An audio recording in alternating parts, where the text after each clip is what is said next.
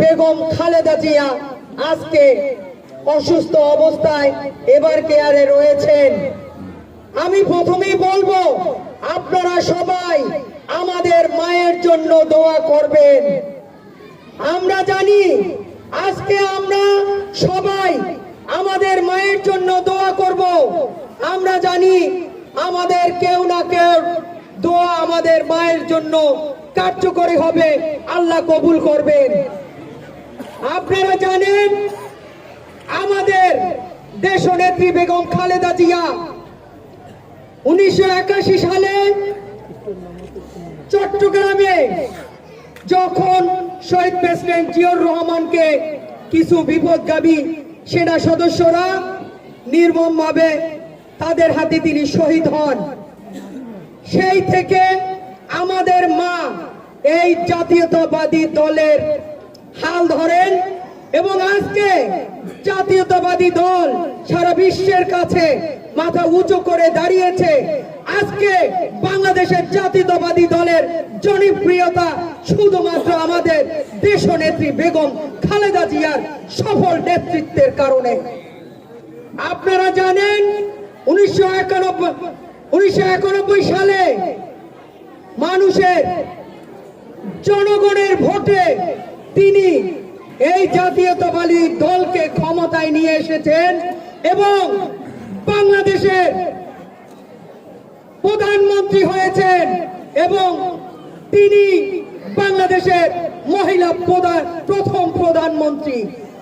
আপনারা জানেন 2001 সালে আবারও তিনি জনগণের ভোটে কিন্তু নির্বাচিত হয়েছিলেন। বারবার জনগণের ভোটে তিনি নির্বাচিত হয়ে এই বাংলাদেশের ক্ষমতায় তিনি এসেছিলেন। অথচ আপনারা দেখেছেন এই 17 বছর একজন ফ্যাসিস্ট হাসিনা কিভাবে ক্ষমতাকে কুক্ষিগত করে রেখেছিল। আপনারা জানেন এই ফ্যাসিস্ট মিথ্যা মামলায় কিভাবে দিনের পর দিন তাকে জেলে পুরে রেখেছিলেন। আপনারা জানেন শুধুমাত্র জেলে পুরে তারা নিশ্চিত হননি, তাকে তার নিজের বাড়ি থেকেও সেদিন তারা বের করে দিয়েছিলেন। আপনারা জানেন আমাদের দেশনেত্রী সেদিন চোখের পানি ফেলেছিল। আজকে শেখ হাসিনা কোথায়? তিনি পালিয়ে যেতে বাধ্য হয়েছেন।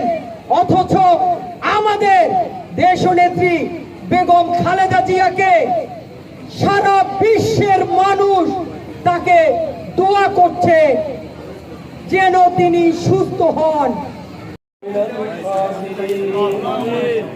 ربنا آتنا في الدنيا حسنة وفي الآخرة حسنة وقنا عذاب النار ربنا لا تزغ قلوبنا بعد إذ هديتنا وهب لنا من لدنك رحمة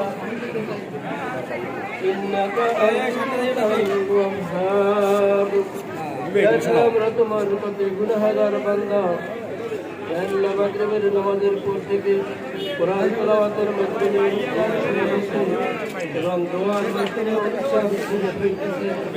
আল্লাহর মধ্যবর্তী যে আলোচনা আমাদেরকে এরপরে আমল করার তৌফিক দিয়ে দিন। ইয়া আল্লাহ বাংলাদেশের প্রধানমন্ত্রী খালেদা জিয়া মাওলা তার কামনার জন্য দুয়ারে আয়োজন করলেন। আল্লাহ তাকে আপনি শিফায়ে কামেলা আজলা দান করে দিন।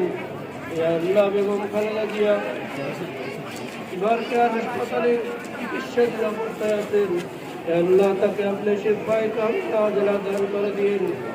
আল্লাহ তাকে সুস্থ হয়ে আবার মানুষের মাঝে ফিরে আসতে পারে সেই তৌফিক আপনি দান করে দিন।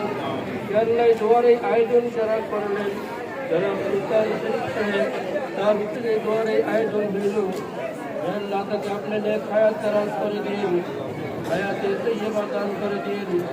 আল্লাহ যেন তারেক রহমান দেশে ফিরে আসতে পারে সেই ব্যবস্থা আপনি করে দিন।